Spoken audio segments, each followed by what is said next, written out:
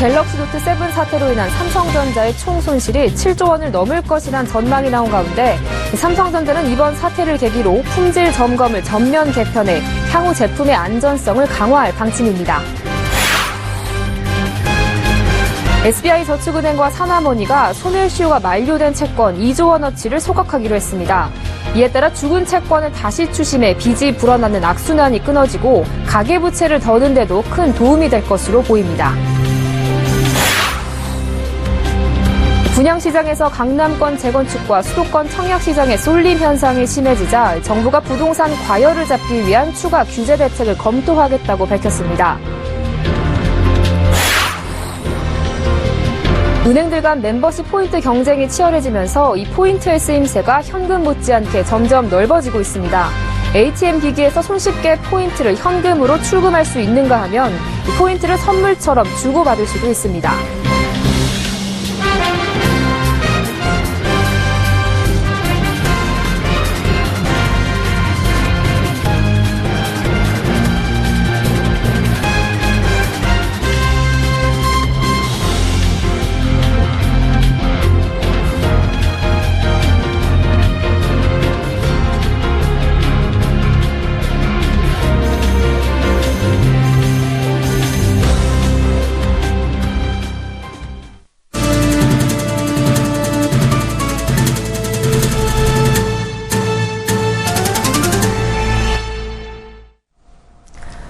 여러분 안녕하십니까? 14일 금요일 생경제연장 오늘의 주요 뉴스입니다. 삼성전자가 갤럭시 노트 7 판매 중단에 따른 향후 손실이 3조 원 중반에 이를 것으로 전망했습니다. 1차 리콜로 인한 손실액까지 합하면 총 손실이 7조 원은 넘을 것으로 추정되면서 증권가에서는 4분기 실적 전망을 하향 조정하고 있는데요. 삼성전자는 노트 7 사태를 조속히 수습하고 재도약하겠다는 의지를 밝혔습니다. 박미라 기자입니다. 삼성전자는 오늘 보도자료를 통해 갤럭시 노트 7 사태로 인한 손실 전망치를 처음으로 공식 발표했습니다. 올해 4분기와 내년 1분기까지 기회 손실이 3조 원 중반에 이를 것으로 전망했습니다. 여기에 1차 리콜에 따른 손실과 교환 환불로 인한 직접 비용을 포함하면 최대 손실 규모는 총 7조 원이 넘을 것으로 추정됩니다. 대부분 증권가에서는 4분기 삼성전자 영업이익을 7조 원에서 8조 2천억 원으로 추정했습니다. 그러니까 폭발 전의 사건이랑 비교를 해보면 이제 전망치가 전반적으로 낮아졌다고 봐야 될 것 같고요. 올해 영업이익은 약 3조 2천억 원 정도가 하향 조정됐습니다. 그리고 내년도 실적은 당초 전망보다 약 1조 4천억 원 정도가 하향 조정되었습니다. 삼성전자는 갤럭시 노트 7의 빈자리를 갤럭시 S7과 S7 엣지 등 기존 제품 판매를 확대해 재빨리 메우겠다는 방침입니다. 3분기에 단종 사태로 인한 직접 비용을 다 털고 4분기부터 다양한 포트폴리오를 앞세워 영업이익을 1조 원 이상으로 끌어올리겠다는 전략입니다. 또 이번 사태를 계기로 향후 제품 안정성 강화를 위해 내부 품질 점검 프로세스를 전면 개편해 안전한 제품을 공급하는 데 역량을 집중하기로 했습니다. 개편 방안은 아직 구체적으로 마련되지 않았지만 곧 전면적인 내부 품질 개편 작업에 돌입할 것으로 보입니다. 노트 7 단종이라는 혹독한 수업료를 치른 삼성전자가 오는 27일 주총에서 어떤 혁신안을 내놓을지 주목되고 있습니다. 서울경제TV 박미라입니다. SBI저축은행과 사나머니 등 서민금융사들이 소멸시효가 만료된 죽은 채권을 소각하는 방안을 추진하기로 했습니다. 이 두 금융사가 가진 소멸시효 완성 채권은 총 2조 원에 달하는데요.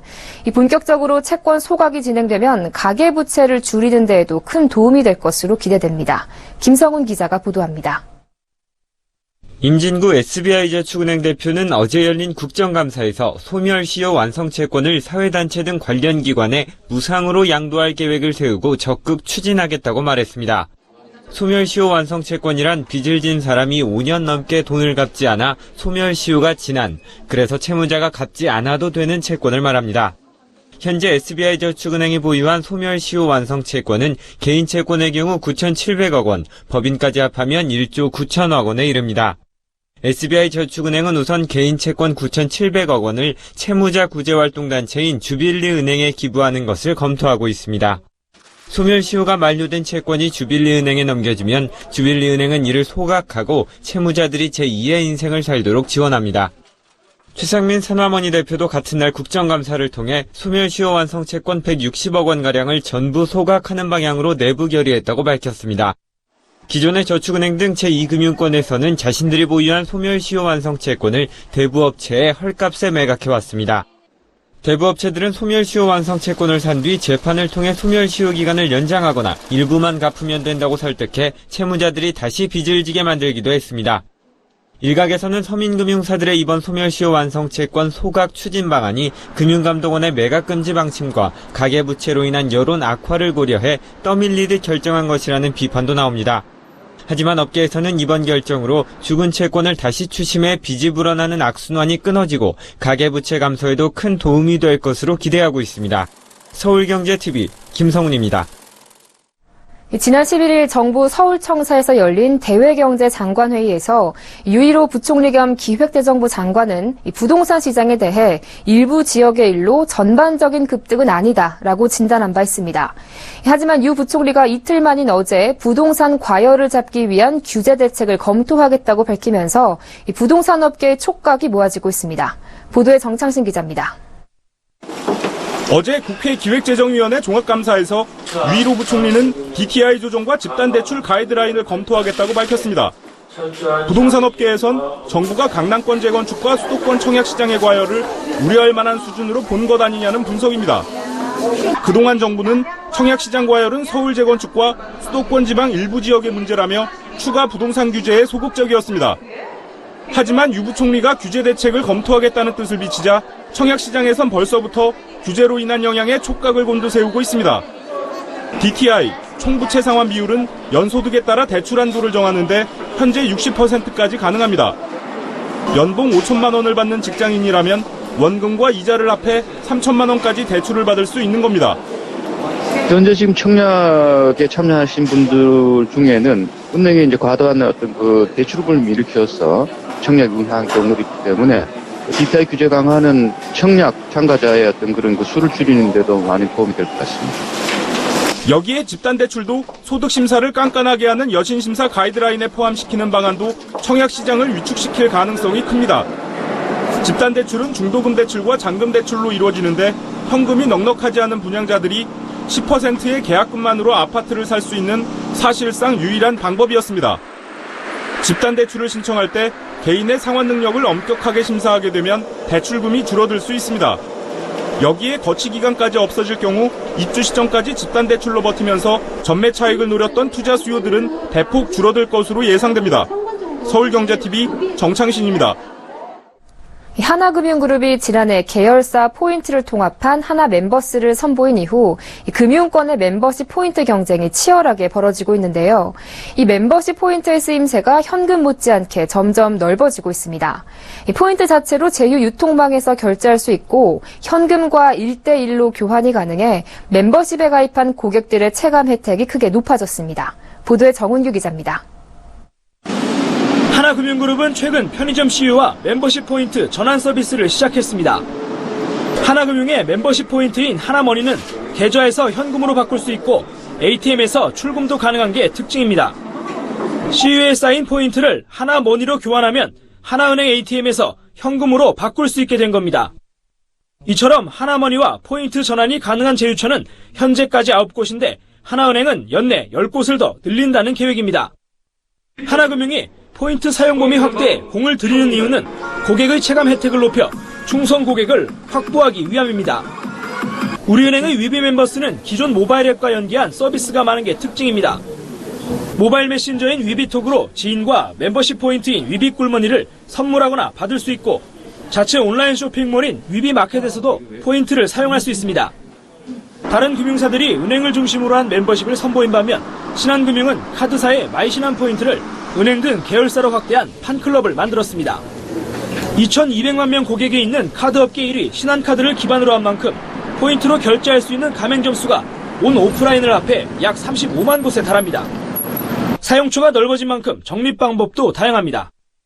은행과 제휴한 업체의 이벤트에 참여하거나 광고를 보는 것만으로도 포인트를 제공받을 수 있습니다. 특히 포인트를 많이 모으려면 한 금융그룹에 속한 자매 계열사들의 금융상품을 이용하는 것이 효과적입니다. 서울경제TV 정은규입니다. 르노 삼성의 SM6가 중형 세단의 절대 강자로 불렸던 소나타를 제치고 7개월 연속 중형 세단 1위에 등극해 시장을 평정했다는 평가를 받고 있습니다. 르노 삼성은 SM6의 선전을 바탕으로 최근 출시한 QM6까지 힘을 보태 내수 시장 3위에 올라선다는 계획입니다. 김혜영 기자입니다. SM6가 르노 삼성의 구원투수 역할을 톡톡히 해내고 있습니다. 기존 국민 중형차로 불렸던 현대차의 소나타를 제치고 7개월 연속 판매 1위 자리를 지키며 확실한 입지 구축에 나선 겁니다. SM6의 내수 누적 판매량은 4513대, 월 평균 4500대 이상 팔리고 있습니다. SM6는 출시 첫 달부터 돌풍을 일으키며 소나타를 제치고 1위에 올랐습니다. 이후 지난 9월까지 4만 대의 판매고를 올리며 중형차 시장을 독식해온 소나타를 가뿐히 따돌렸습니다. 특히 르노 삼성은 당초 올해 계획했던 SM6 택시 모델 출시도 연기하며 SM6 자가용 판매에 공을 들이고 있습니다. 여기에 추가 등판한 QM6 역시 르노 삼성의 판매 성장세를 지원 사격하고 있습니다. QM6는 르노 삼성의 하반기 주력 모델로 3년 6개월 동안 총 3,800억 원의 개발 비용을 투자해 탄생한 중형 SUV 모델입니다. 지난달 출시한 QM6는 일주일 영업일 만에 2,536대가 판매됐고 누적 계약 건수는 1만 대를 넘어선 상태입니다. 또한 파업으로 인해 생산 차질을 빚고 있는 현대차와 달리 대내외 경영 여건도 무난한 상황. 르노 삼성은 전일 임단협을 성공적으로 마무리해 SM6와 QM6의 안정적인 생산을 보장하게 됐습니다. 지난해 내수 시장 꼴찌로 전락했던 르노 삼성은 SM6와 QM6를 내세운 쌍끌이 전략으로 올해 내수 시장 3위 공략에 박차를 가하고 있습니다. 서울경제TV 김혜영입니다. 사물끼리 인터넷으로 연결돼 정보를 주고받는 사물인터넷. IoT는 우리 일상을 완전히 뒤바꿔 놓을 신기술로 꼽힙니다. 통신 3사는 가파르게 성장하고 있는 IoT 시장 선점을 위해 다양한 시도를 하고 있는데요. 이보경 기자가 보도합니다.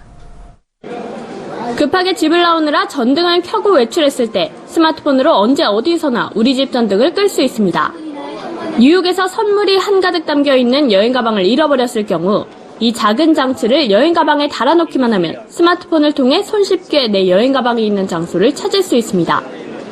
개인용 전기차 충전기 텔레매틱스. 갖고 다니면서 일반 220V 콘센트에 꽂으면 충전이 됩니다. IoT망으로 연결돼 어디서 전기차 배터리를 충전해도 본인에게 요금이 청구됩니다. IoT가 만드는 새로운 세상 얘기입니다. 성장 절벽에 서 있는 통신 3사가 IoT를 신성장 동력으로 삼아 치열한 주도권 경쟁을 벌이고 있습니다.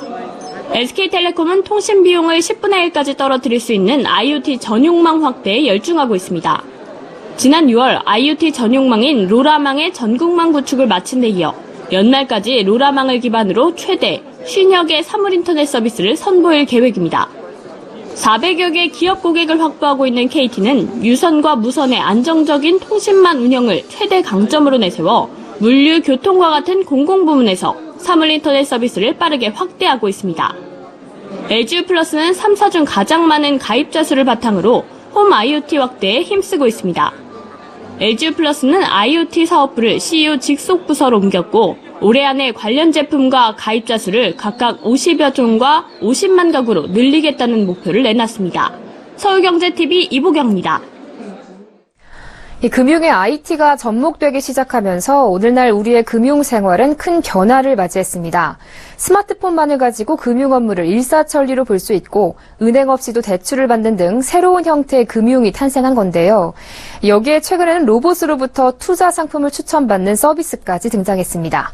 개국 8주년 기획 핀테크가 일으키는 금융투자혁명 그 두 번째, 오늘은 성큼 다가온 로봇 투자에 대해 앵커 리포트에 이어 양한나 기자가 전합니다.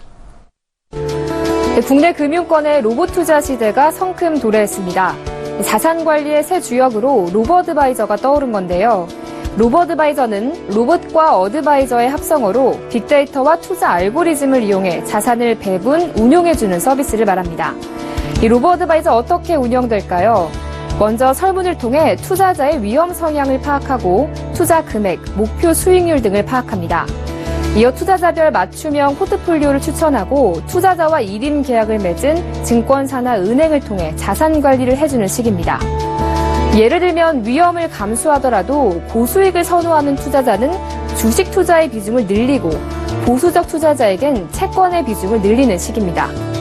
그동안 맞춤형 자산 관리가 고액의 자산가들에게 국한됐다면 로버어드바이저는 소액 자산가들도 저렴한 가격으로 자산 관리를 받을 수 있다는 장점이 있습니다. 우리보다 한 발 앞서 로버어드바이저를 도입한 미국 시장을 보면 로버어드바이저의 평균 수수료율은 0.25%에서 0.35%, 업계의 평균 수수료 1.1%보다 낮은 편입니다. 미국 시장에 비하면 국내 시장은 이제 막 걸음마를 뗀 정도입니다. 일단 기반 인프라가 되는 이전 금융공학이나 IT적으로 우리나라도 많이 이제 기술적으로 확보를 했기 때문에 몇 년 내에 상당히 성장을 하지 않을까라고 생각을 합니다.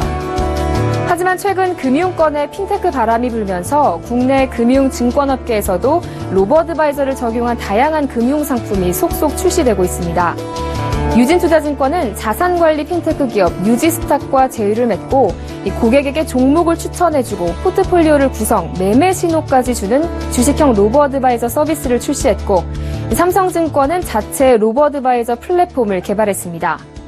이 밖에 NH투자증권의 QV 로버 어카운트, 현대증권의 현대에이블 로보랩, 한국투자증권의 한국투자 로보랩, 미래에셋대우의 로버어드바이저 마켓 등 다수의 증권사가 잇따라 로버어드바이저 서비스를 내놨습니다.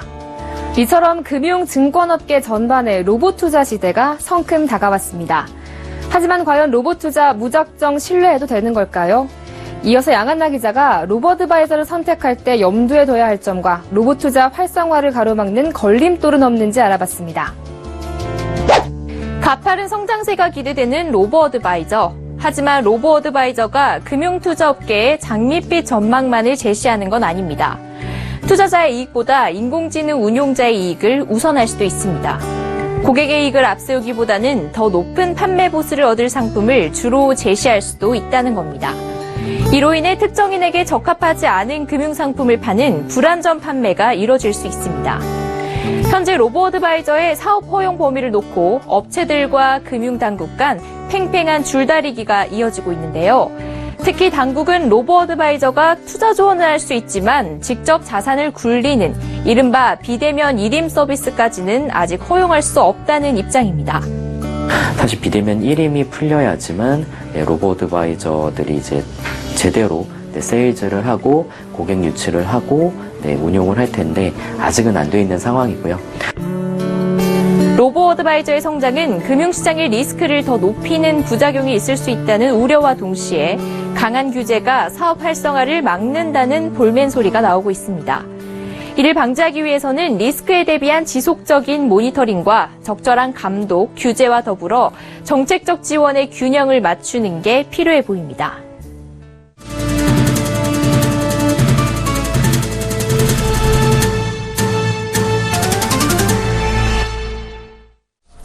서울 아파트값 상승세가 지속되고 있는 가운데 오름폭은 2주 연속 감소했습니다. 부동산 114에 따르면 이번 주 서울 아파트값은 지난주보다 0.3% 상승했습니다. 서울 아파트값 상승폭은 지난달 말 0.35%로 크게 오른 뒤 2주 연속 상승폭이 둔화되고 있습니다. 재건축 아파트값은 0.42% 올라 지난주보다 오름폭이 줄었고 일반 아파트값은 0.28%로 지난주보다 상승폭이 확대됐습니다. 부동산 업계에선 재건축 아파트는 매매 가격이 급등하고 매물이 감소하면서 상승세가 다소 주춤한 반면 이사철을 맞아 일반 아파트에는 실수요자들이 몰리면서 오름폭이 커진 것으로 보고 있습니다. 전세 가격은 가을 이사철 영향으로 오름폭이 조금씩 커지고 있습니다. 특히 입주 초기에 저가 전세가 줄어든 위례 신도시에 새 아파트를 찾는 수요자들이 몰리면서 0.82% 급등했습니다. 소비자의 절반은 생애 첫 차로 중고차를 선택한다는 조사 결과가 나왔습니다. 자동차 오픈마켓 SK엔카닷컴이 성인 남녀 855명을 대상으로 조사한 결과 응답자 중 50.7%가 중고차를 생애 첫 차로 구매했거나 구매할 예정이라고 답했습니다. 반면 신차라는 답변은 49.3%를 기록했습니다. 첫 차를 살 때 가장 고려하는 부분은 가격이 1위를 차지했고 품질, 안전성, 내구성, 브랜드 등의 순위였습니다. 첫 차의 합리적인 가격대는 2천만 원대라는 답변이 가장 많았고 1,000만 원대, 3천만 원대, 1,000만 원 이하 순이었습니다. 사고 싶은 브랜드로는 현대, 기아, BMW, 쉐보레, 메르세데스 벤츠 등의 순이었습니다. 이주열 한국은행 총재는 내년 수출이 개선될 것으로 전망하며 한은의 내년 경제 성장률 전망치가 민간 연구기관보다 높은 이유를 설명했습니다. 이 총재는 오늘 국회 기획재정위원회 국정감사에서 경제 전망은 여러 가지 변수를 어떻게 전제하느냐에 따라 좌우되는데 저희는 대외 수출 여건이 올해보다 좀 더 낫지 않겠느냐는 것이 다른 점이라고 말했습니다. 이어 여러 가지 상황을 종합적으로 고려해서 가급적 객관적으로 전망한 수치라고 답했습니다. 이 총재는 내년에도 보호무역주의 등 여러 가지 어려운 여건이 있지만 대외 여건을 고려하면 수출이 올해보다는 조금 나아질 것으로 생각한다고 밝혔습니다. 이어 올해 원유와 원자재 가격 하락으로 신흥국 수출 여건이 안 좋았는데 최근 유가가 반등하고 상품 가격이 올라 자원 수출국 경제가 올해보다 나아질 것이라고 전망했습니다.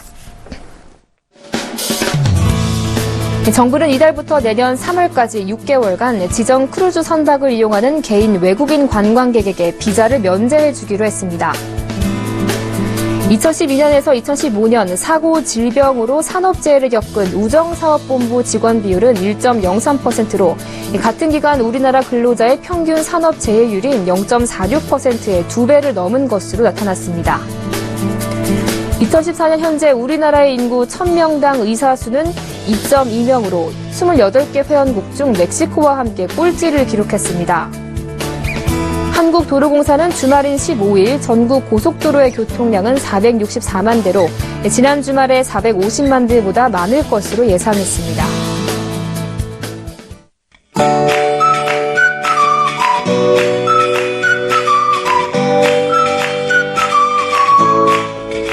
안녕하세요. K웨더 라이프스타일 예보 이수정입니다. 먼저 현재 전국에 구름만 지나고 있습니다. 이렇게 하늘만 보면 가을을 만끽하기 참 좋은 날씨인데요. 문제는 많은 곳에서 미세먼지 농도가 높게 나타나 있습니다. 각별히 주의하셔야겠습니다. 맑은 하늘은 내일도 계속되겠습니다. 동해상에 위치한 고기압의 영향을 받을 텐데요. 전남과 경남, 제주는 오후 들어 점차 구름량이 많아지겠습니다. 주말을 맞아 나들이 계획하셨던 분들은 미세먼지에 주의하셔야겠는데요. 특히 중부지방과 전북지방으로는 종일 나쁨 단계가 예상되고요. 그 밖의 지역에서도 한때 나쁨 단계를 보이면서 모든 지역의 대기가 탁하겠습니다. 또 제주 산간으로는 대기가 매우 건조합니다. 화재에 주의하셔야겠습니다. 한편 내일도 일교차가 크게 벌어집니다. 아침에 서울이 13도, 대전 12도, 광주가 11도로 예상되고요. 대부분 지역에서 10도를 조금 넘는 수준이 되겠습니다. 한낮에는 25도 안팎으로 10도 이상 기온차가 예상됩니다. 이번 주말은 되도록 실내 활동을 추천해드리고 싶은데요. 부득이하다면 토요일인 내일은 미세먼지를 차단할 수 있는 마스크를 꼭 착용해 주시고요. 일요일에는 전국적으로 비 소식이 있어서 우산을 챙겨 나가시는 게 좋겠습니다. 그럼 자세한 내일 날씨는 나절 예보를 통해 알아보겠습니다. 내일 중부지방의 하늘은 맑고 일교차가 크게 벌어지겠습니다. 한낮에 서울과 대전 25도, 춘천 24도로 예상됩니다. 동해안 지방도 하늘에는 가끔 구름만 지나겠지만 역시 미세먼지에 각별히 주의하시고요. 낮 기온은 오늘과 비슷하거나 조금 높겠습니다. 남부지방은 늦은 오후부터 점차 구름량이 많아지겠고요. 낮 최고 광주 27도, 대구 25도 등 25도 안팎의 기온을 보이겠습니다. 내일 남해상으로만 물결이 조금 높을 것으로 보이는데요. 특히 풍랑 예비특보가 발표되어 있는 제주 남쪽 해상으로는 주의가 필요하겠습니다. 이번 일요일에 전국적으로 비가 내리면서 미세먼지는 다시 보통 수준을 회복할 것으로 보이고요. 남부지방은 월요일까지 비가 내리다가 그치겠습니다. 그 밖의 날은 구름만 가끔 지나는 맑은 날씨가 전망됩니다. 날씨였습니다. 네, 센 경제 현장 오늘 준비한 소식 여기까지입니다. 편안한 주말 보내십시오.